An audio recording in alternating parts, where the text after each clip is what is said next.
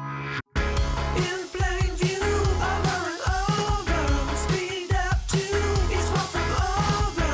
In plain view, over and over. Join me to game is not over.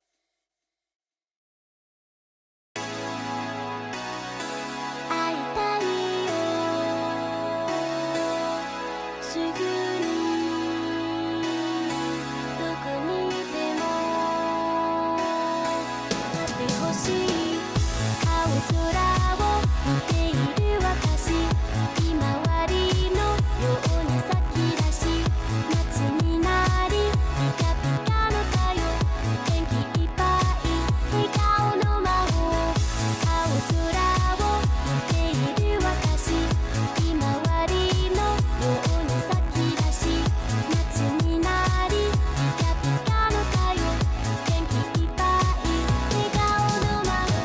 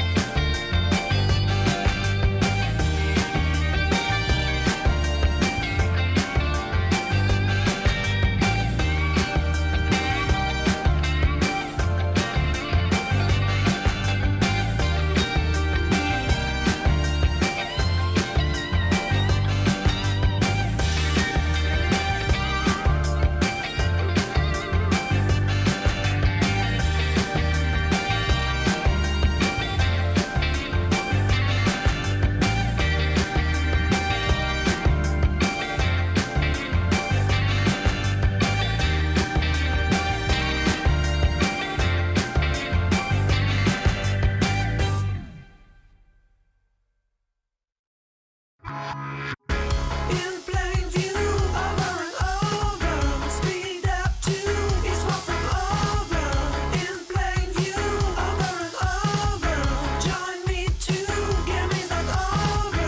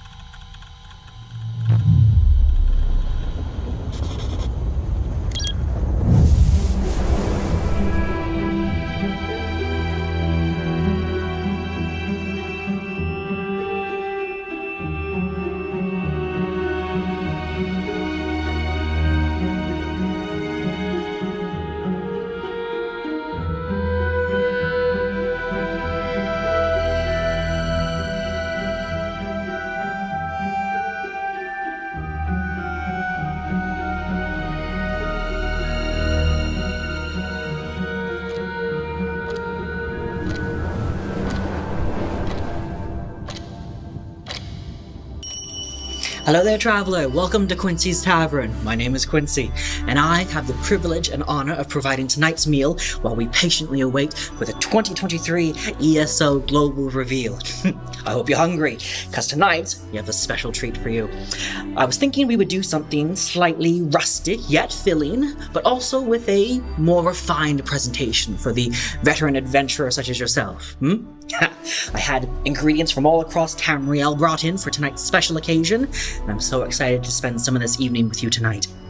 We do have a few moments before the global reveal officially starts, so how about a snack? I have just the thing. Cabbage biscuits with these bits of bacon all throughout, perfect with some butter and jam. So nice. Sound good?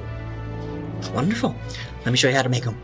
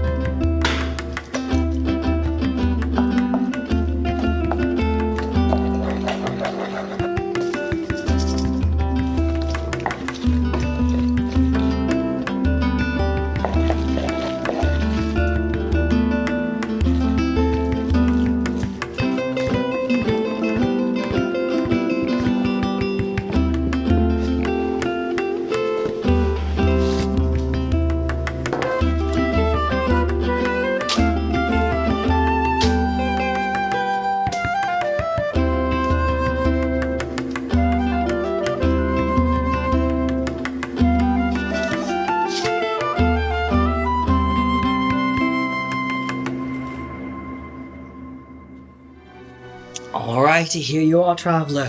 Fresh from the oven, careful, they're still very hot. But I think with that, we have everything we need for the ESO Global Reveal. Now go get us some drinks. You don't go nowhere, eat to your heart's content. Thank you for joining us tonight on this epic adventure. Enjoy.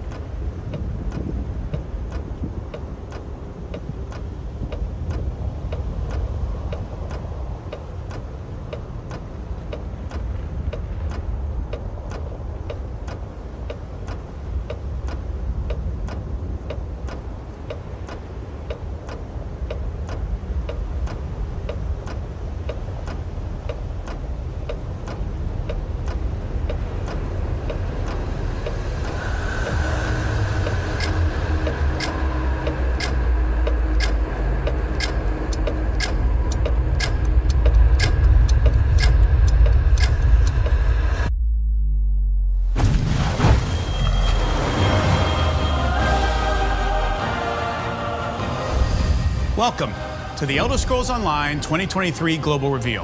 Whether you're coming from our developer direct or just joining us now, we've got an incredible show today. Earlier today, ZeniMax Online Studio Director Matt Farrer shared some exciting details on the Elder Scrolls Online's next adventure. That includes one of the most requested features from the ESO community, a new playable class called the Arcanist. Matt also revealed that the new chapter, called Necrom, will take you back to a familiar location in Tamriel, Morrowind. And while there, you'll run into a familiar face, a well-known Daedric prince from the Skyrim Dragonborn DLC.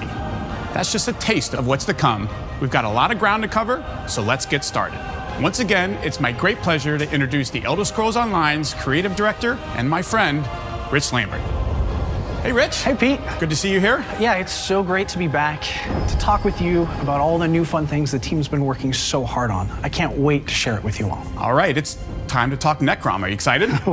I'm thrilled for this year. We're going to be exploring a new story and theme centered around the Dark Elves and Hermaeus Mora. The best way to describe this story is shadow over Morrowind. But before I go into any more detail, we've got a great way to introduce you to the mood and feel of this arc.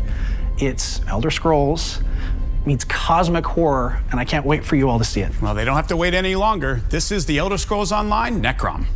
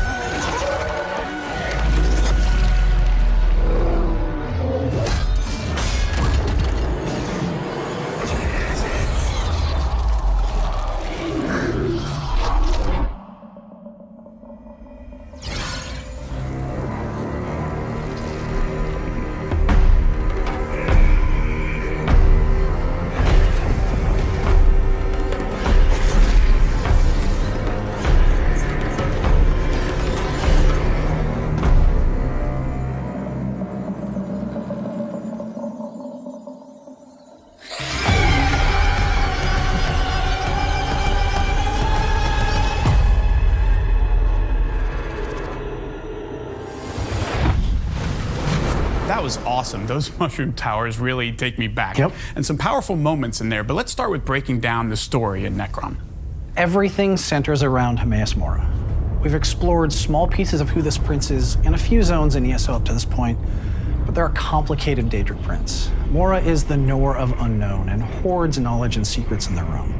Some of these secrets are just too dangerous for any being to know. There are hidden powers that threaten Mora's realm of Apocrypha, with the ultimate goal of uncovering one of these secrets. A secret so important and so dangerous that if discovered, it can unravel all of reality. This isn't just Tamriel that's in trouble. This is all of Nirn. Yes, absolutely. So where do our players fit into the mix? Players are essentially being tested by Mora to see if they are worthy to help aid them. So over the course of this adventure, players will become sort of a protector of this ultimate secret that these hidden powers are searching for. And there's also an opportunity for players to seek out other knowledge if they wish, to dig into some of the origins of our new playable class in the Arcanist. cool new playable class. I am so in, and I know a lot of our players are as well. Now, we're heading back to Morrowind this year, but it's not the Morrowind that everyone knows from the Elder Scrolls 3 or even from the 2017 chapter of ESO. So it's going to be familiar, different, a little bit of both? Yes, sir. We're going to be exploring the eastern portion of Morrowind, specifically the Telvanni Peninsula. It's still home to the Dunmer or the Dark Elves, so you're going to see that familiar alien landscape with the giant mushrooms and all the like, but it's got a very different feel than any of the locations that we've previously explored. And I'm guessing the city we saw, that was Necrom, yes? Yep. And we haven't seen that since the Elder Scrolls Arena, and it looks very different now. Yeah, a lot has changed since then. But yeah, Necrom is the main city in the chapter. And there's so much amazing lore around this. It's a city of the dead where Dunmer families from all over Morrowind bury their deceased in these elaborate ceremonies. But there's also some really just wild rumors as to the origins of Necrom. It's a crazy old city. But I'll leave that up to CJ to kind of dig into in just a little bit. Now, finally, Necrom isn't the only cool location that players are going to get to explore. So tell us about the zone that I'm pretty familiar with, and some of our players will be too, and that's Apocrypha. Yes, the Oblivion Realm, home to forbidden knowledge. Also home to the know-it-all Daedric Prince that we just saw, Hermaeus Mora. It's always great to revisit other areas of Tamriel that we haven't seen in an Elder Scrolls game, but I know the folks at ZOS like to build everything from scratch. So when it comes to the Prince's Realm, it's not just like a carbon copy of what we've seen before, right? The Apocrypha that you know and love from Skyrim it's definitely there. The dark inky waters, the towering stacks of books, those unique yellow-green skies. But like always, we love being able to explore new areas, love putting our own spin on things, and we want to make this our own and give the players new fun things to explore and learn. It's so exciting. Sounds like a great blend of the old and the new when it comes to like the biomes and the places the players are going to be exploring in Necrom. And in fact, let's explore more of Necrom right now with more details from the team. For the regions in Morrowind and Apocrypha that have been explored in previous Elder Scrolls games, we approached them carefully, making sure on one side it felt like a trip down memory lane, but also providing new experiences for everyone. Our destination this time was the Telvanni Peninsula, an area we visited in the very first Elder Scrolls game, Arena.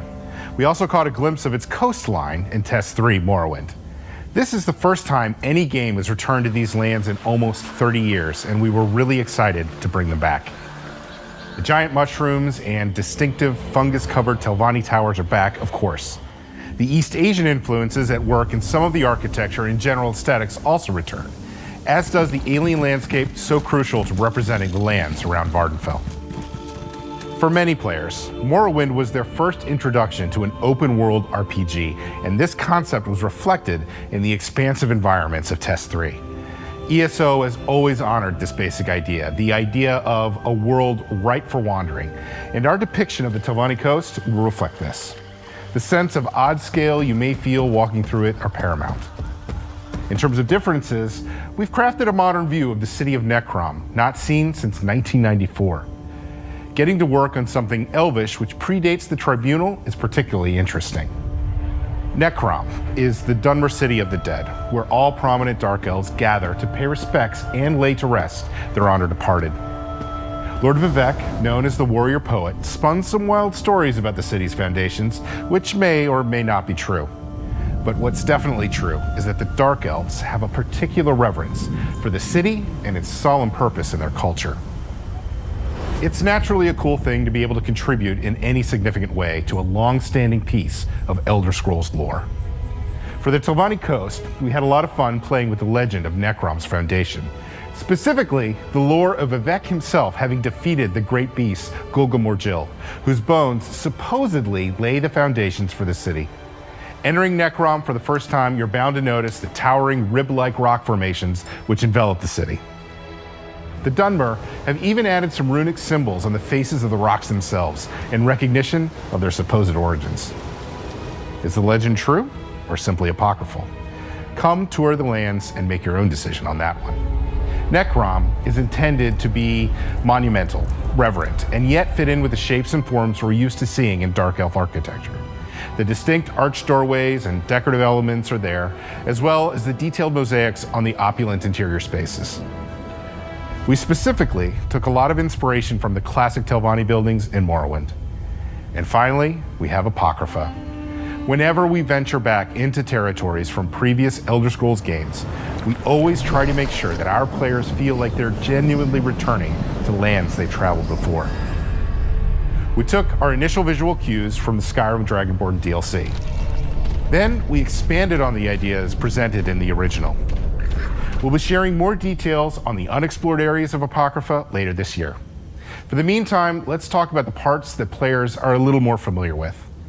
Some lands in Tamriel appear quite normal to our mortal eyes, and some, like the Telvanni coast, feel foreign.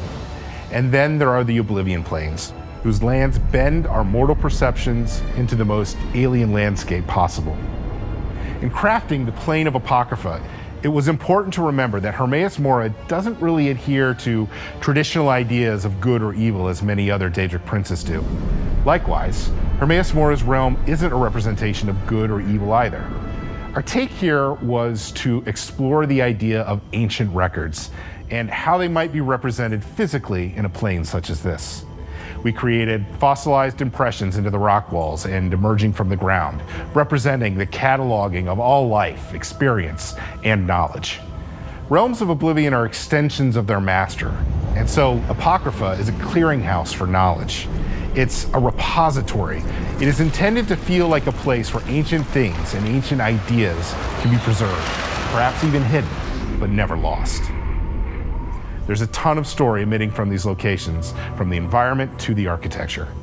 Of course, the characters and creatures breathe even more life into our world. When we chose the setting for Necrom, we knew we had to deliver a story that lives up to this location, and the team had a lot of fun bringing this story to life. If you're not super familiar with any of the fantasy names that we've been talking about, imagine a holy necropolis in the middle of an ancient hierarchical society presided over by extremely powerful mages. Yeah, there's a lot of fun tensions there for us to play with. Necrom remains neutral territory in regards to the great houses of Morrowind. Keeping the City of the Dead neutral means all Dark Elves can appease their ancestors and ensure their bodies are taken care of, even as the Three Banners War rages on. This is incredibly important since the tradition of bringing the dead to Necrom predates the Tribunal and the creation of Dark Elves as we know them. It's an integral part of the Dark Elves' cultural identity. In other words, this is an ancient City of the Dead which isn't controlled by any one Dark Elf house, even though it's surrounded by the Telvanni Magisters, some of the most egotistical and powerful mages in the entirety of Tamriel. But the peninsula isn't the only place you'll get to explore. As a writer and certified library nerd, I'm so excited that this year we get to take you to Apocrypha for the first time since the Dragonborn DLC. You'll be accompanied by Laramel the Wise, a powerful mage who works with Hermaeus Mora, the Prince of Forbidden Knowledge. Notice I said with and not for. Laramel doesn't worship Hermaeus Mora. They have a working relationship that's built on mutual respect. As much respect as Hermaeus Mora can have for a mortal. See, mortals don't really survive in Apocrypha for a long time. Knowledge is enticing, but you'd be a fool to assume that it's harmless. And the sheer amount of information there tends to melt mortal minds, mangle their bones, contort their flesh, and turn them into terrifying creatures called the Hushed. Some books are lifeless collections of paper, totally safe to pick up. But others house tome shells, small Daedra who live between the pages of Apocrypha's first editions.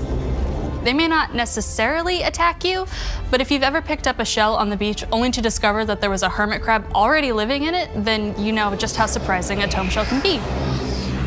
Tome shells and Hushed aren't the only denizens in Apocrypha. No, Apocrypha's guardians lurk around every corner. Seekers attend to the vast library, while lurkers wait beneath the inky waters to dissuade any stubborn researchers from discovering Apocrypha's more dangerous secrets. It's best to be sure that you're really alone before you pick up some light reading.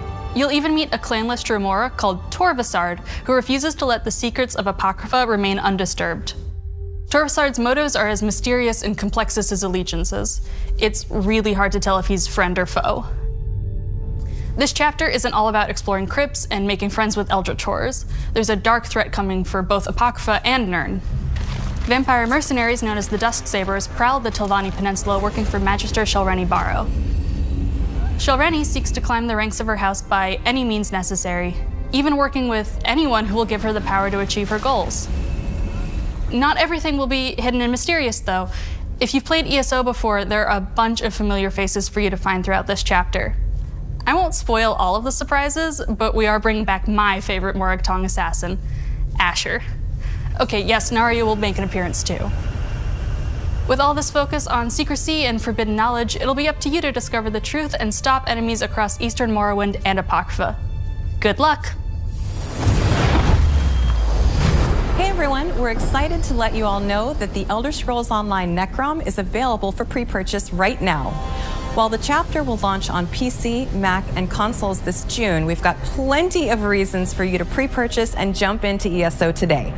If you're a new player, someone who hasn't played ESO in a while, or you still need to pick up some of our previous chapters, you'll want to go with the Necrom Collection. Either version, the Standard or the Deluxe Collection, grants you instant access to 6 of our previous chapters and the base game.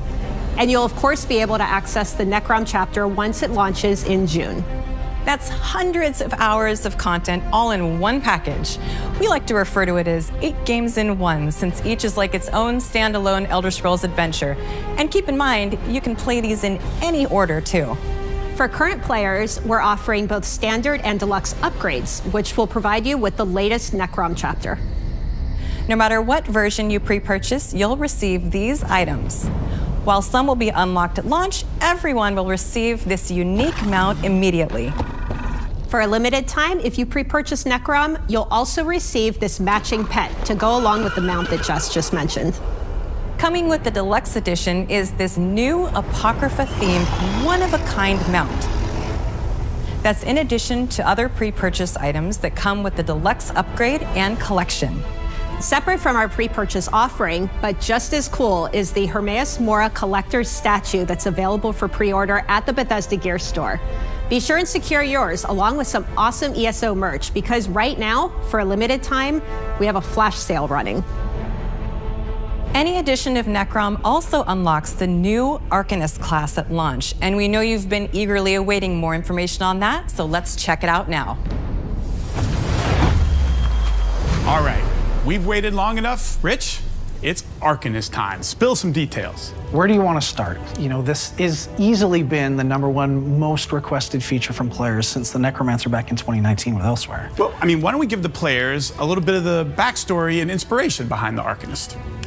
The Arcanist is a new way to play and experience ESO. It's the 7th playable class and channels the power of Apocrypha to create ancient runes of power. This weird knowledge lets them do some truly fantastic things, destroying their enemies with runic magic, summoning tentacles from the abyss, healing their allies, and some even protecting themselves from the worst the Daedric Plains have to offer. Of course, what everyone really wants to know is, how do you play the Arcanist? And we've got just the person to tell us. With the Arcanist, we wanted to keep the basic form of the class familiar to everyone, so there's something for all play styles, while letting us be more creative with the abilities themselves. We started off with 3 skill lines: Herald of the Tome, Apocryphal Soldier, and Curative Rune Forms. Each line focuses on a different aspect of the game: offense, defense, and support.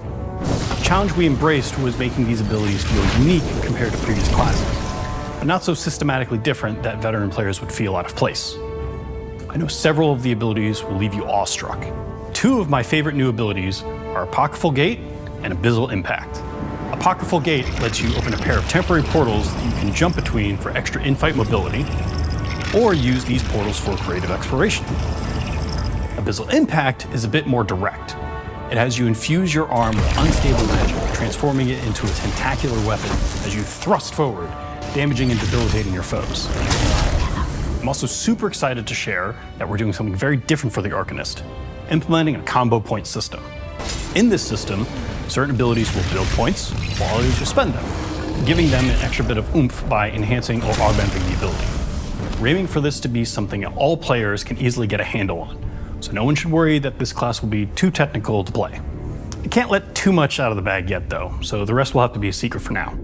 We were initially coming up with the Arcanist, we had a ton of ideas and inspiration coming from all sorts of places: movies, comics, classic literature, and both retro and modern games.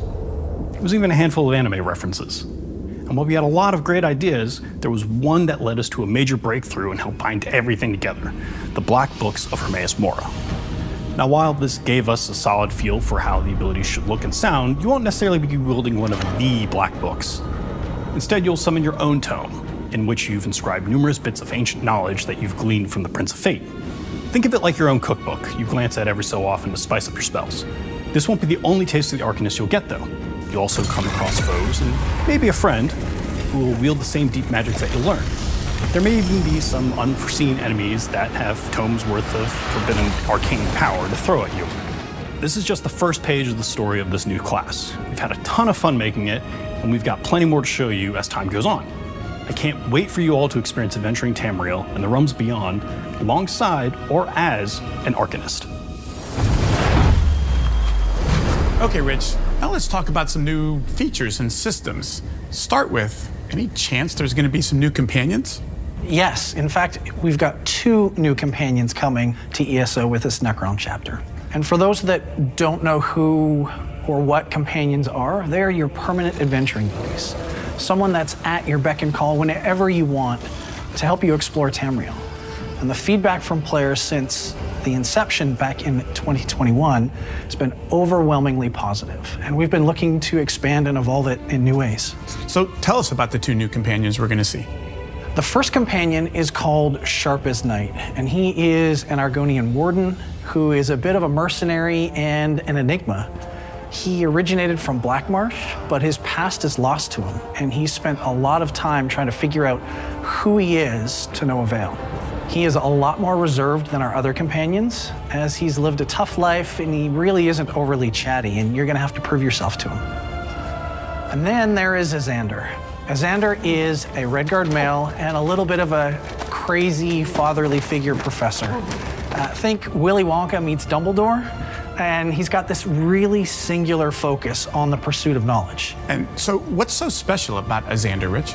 As some of you might have guessed, with Azander being so focused on this pursuit of knowledge, he's an Arcanist himself, so you'll be able to dig into a bit on that side of his story as well.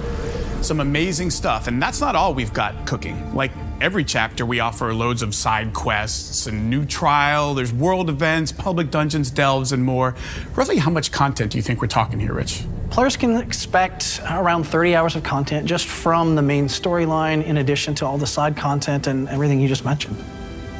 Always so much to do in an Elder Scrolls chapter, and the team has really pulled out all the stops with Necrom. We really have, and players won't have to wait too long to begin their Shadow over Morrowind adventure.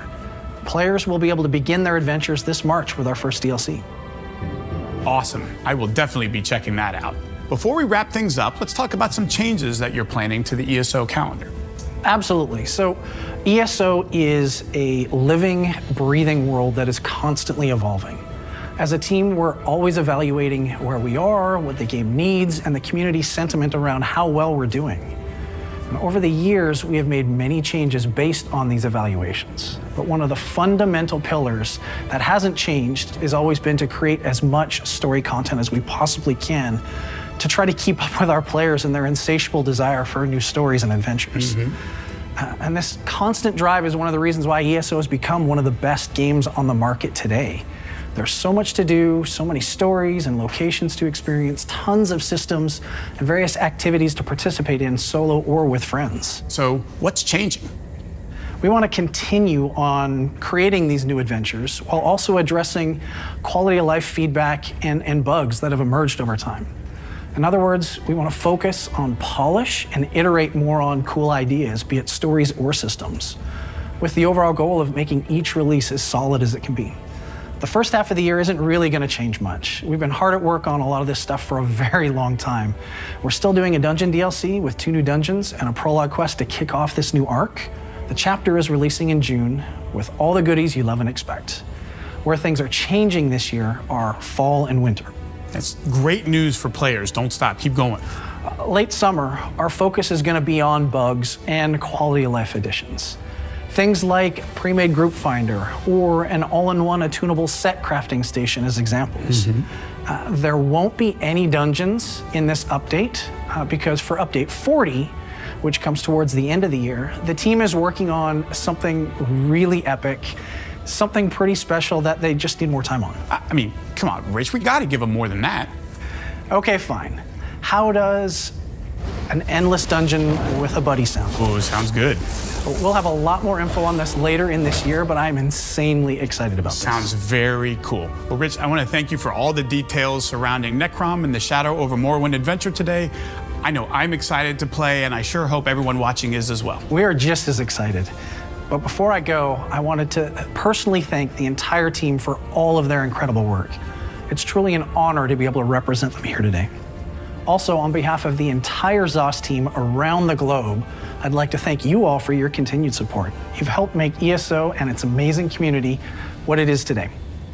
All right, let's throw it back to Jess and Gina to fill everyone in on in-game events, talk guilds, and more. So it's obviously no secret that there's always something to do in ESO. In addition to all this content, we offer a wide variety of in-game events catering to all different play styles, from PvP to Overland, seasonal festivities, and more. In addition to our quarterly content updates, this year we'll be having 11 in-game events, plus the themed monthly PvP Battleground weekends. In fact, our first in-game event for the year, the Season of the Dragon celebration, starts in just a couple days. And who better to enjoy all these events with than friends? ESO is great solo, but even better with friends, or a whole guild of friends. Whether you're into PvP, 12-player trials, crafting, questing, or even fishing and house decorating, there's a guild or 5 for everyone and every playstyle. You can find your first or next guild via the in-game guild finder. If you're a current player and have a guild who is looking to welcome new adventurers, let us know about it on Twitter. Tag us at TessOnline. And speaking of coming together, we're extremely excited to let everyone know that we'll be hosting an in-person event this spring to celebrate all things ESO and the Shadow over Morrowind adventure. We'll share details on our website and social channels very soon. In the meantime, if you want to learn more about the first DLC in the Shadow over Morrowind adventure, we'll be previewing the DLC and Update 37 live on Twitch this Friday. So be sure and tune in. That was a packed show. Lots of change, lots of new. A quick reminder that ESO Necrom is available for pre-purchase right now. Visit ElderScrollsOnline.com or your favorite online retailer and claim your mount and pet today. ESO Necrom launches this June, and believe it or not, we're just getting started. Stay tuned in the months leading up to launch for even more info. Thanks for spending your time with us. We'll see you in Tamriel.